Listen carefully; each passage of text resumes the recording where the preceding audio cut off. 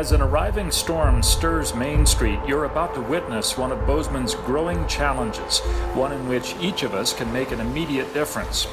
Within minutes of rain arriving, people are jumping over puddles and running for cover.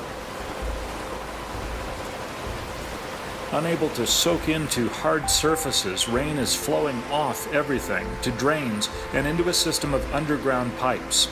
It's happening all over our growing city as we replace our natural sponges, open lands that absorb rain and snowmelt, and wetlands that hold water for us, with impervious surfaces that stormwater can't soak into. The good part of Bozeman's stormwater system is it protects our homes and businesses by moving water away from foundations and reduces the chances of flooding. The bad part is water running across hard surfaces picks up whatever has accumulated. All the pollutants that exist on the city surface, like oils and greases, fertilizers, dog waste, trash, sediment, all that stuff gets taken with the water. Where the accumulated pollution goes is crucial. The pipes inside our storm drains are separate from our sewer system. Stormwater does not go to a treatment plant. It flows directly to our local streams and ponds. At stake is the health of places Bozeman residents cherish, where we introduce kids to water, exercise our dogs, and renew ourselves in the presence of fish and wildlife. Places like Story Mill, not just enhanced by water, but defined by water, where you might see much more than deer, like trout spawning in the East Gallatin River, or a muskrat heading out on his evening rounds. With these hallmarks of Bozeman in mind, Kyle Marins of the city's Stormwater Division wishes we could all see what sometimes pours from outfalls like this one.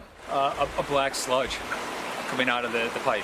And that black sludge is the result of sediment and trash, fertilizer, grass clippings. It's very shocking. It's something that everyone should see, because if you see it, it's going to dramatically change the way you manage your yard. Because once you establish this connection in your mind that what I'm doing in my yard or driveway or road in front of my house is going to end up here and end up in this water resource, it's alarming and it's frankly disturbing. The city hopes each of us will think about stormwater like Bozeman resident Amber Zander is as she traces where oil-laced runoff is going. Or as Lauren Waterton is. On a shining day on Pete's Hill, she and other volunteers of the organization Run Dog Run are picking up what dog owners have missed in preceding months. Waterton says the key is recognition. You know, that everything that we leave on the ground eventually ends up in our watershed, and, you know, whether it's our dog's poop or anything else, litter, trash, things like that, that it all affects the water quality here and downstream. The city's dog stations do make an enormous difference. Here's how much was scooped up and placed in the provided bins in 2016. So that's Pete's Hill. The red circles are roughly 6,000 pounds of dog waste. Orange, 3,000 pounds. You can see where the waste is being picked up. It's along Bozeman Creek. Bozeman Creek is beautiful, but it has an E. coli problem from dog waste. There are still too many dog owners not heeding the signs and doing their part. And we can solve this. Just pick up the poop. City workers do many different things, often with fascinated audiences, to keep our underground system capable of moving water when it needs to. Here, with a giant vacuum, they're sucking out accumulated pollutants, stuff that got into the streets from our landscapes and driveways.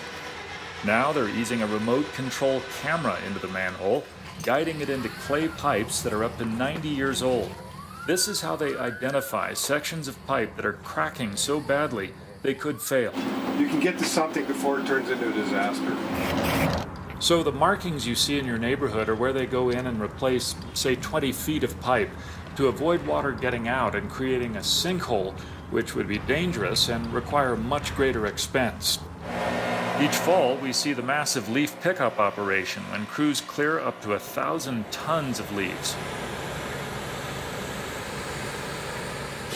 What most of us don't see is what gets vacuumed out of the system and disposed of in a better place. Crews aren't judgmental, but they hope residents realize it's impossible to intercept everything headed to the creek. So the health of our streams really depends on us. Even your grass clippings, You mow and you blow into the curb line, the nitrogen in the grass gets in the creeks, and that's not good for the fish and stuff in the creeks. So just be aware of what you're putting in the curb, because it's going to end up in the creeks, unless I can get to it first. The city says small actions by each of us will make a big difference for our streams, like sweeping clippings and fertilizer off hard surfaces, fixing that leaky vehicle, and putting in landscapes that allow stormwater to soak in instead of racing to the nearest drain. Even hardscapes, thanks to the innovation of permeable pavers, can allow water to soak in. We can have the benefits of hard surfaces in our patios and driveways, alleyways and parking lots, while also reducing stormwater runoff. What do trout eat? Bugs, that's right. At Sacagawea Middle School, students are envisioning how everything adds up. Bugs like to live on rocks, like small gravel. But if you cover all that small gravel with sediment, the bug habitat is gone, so the fish lose their food source. There's a lot of grassy areas, so there's probably fertilizer on them. This is all the storm drains in the East Main Street right here. With parks laid out on the hallway floor and plastic beads and Tootsie Rolls to symbolize fertilizer and dog waste, they're simulating a rainstorm. Push that pollution down the river.